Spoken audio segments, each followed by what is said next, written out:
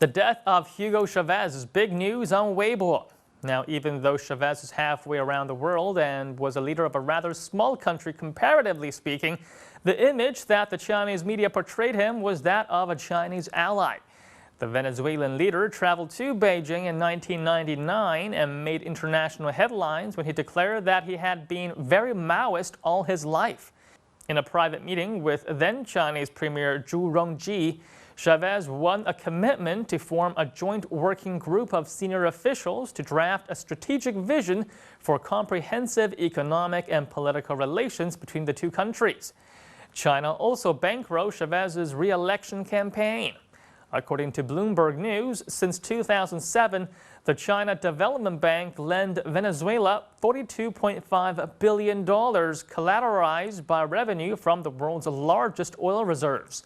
The loans also fueled a surge in spending as Chavez took on social projects that greatly enhanced his image to the public, including the handing out of homes to the poor, stocking supermarkets with cheap appliances, and built a cross-country railroad.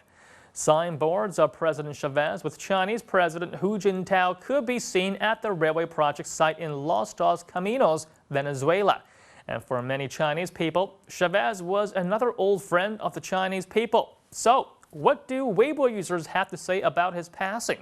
Let's take a look at some Chinese Weibo comments.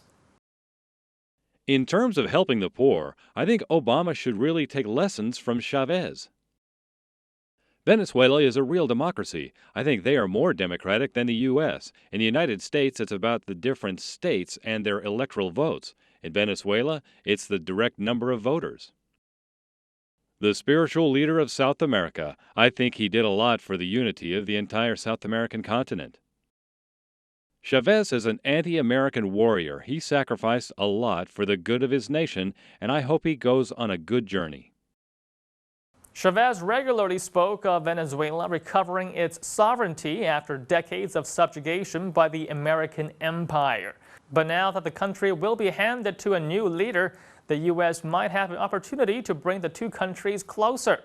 According to CNN, President Barack Obama said in a statement that the United States reaffirms its support for the Venezuelan people and its interests in developing a constructive relationship with the Venezuelan government. However, under Chinese tutelage, Chinese delegations advised Chavez's government on how to restructure their chaotic finances and recommended short-term plans for boosting economic growth and to bring inflation under control.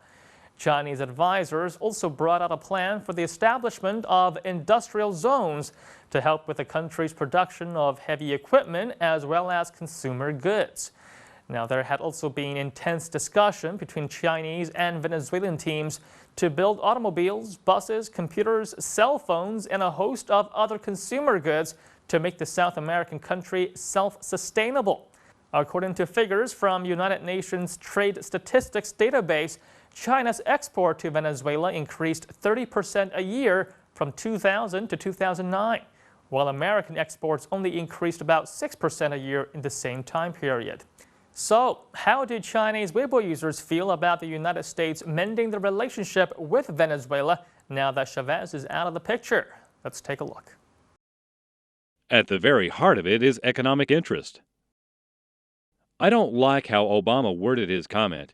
Why does America oppose Chavez? Chavez is also a president elected by the people. How come American news outlets never talk about Chavez's contributions to Venezuela, such as the growing economy and better technology? America always wants to put their fingers into other people's pies. Now America wants to help with Venezuela's democracy and laws. Stop pretending to be the police of the world. Accept no for an answer. Since 2010, Chavez's government have purchased 3 million air conditioners, televisions, and other appliances from Chinese manufacturers. And it's unclear what the death of Hugo Chavez would mean for the relationship between China and Venezuela.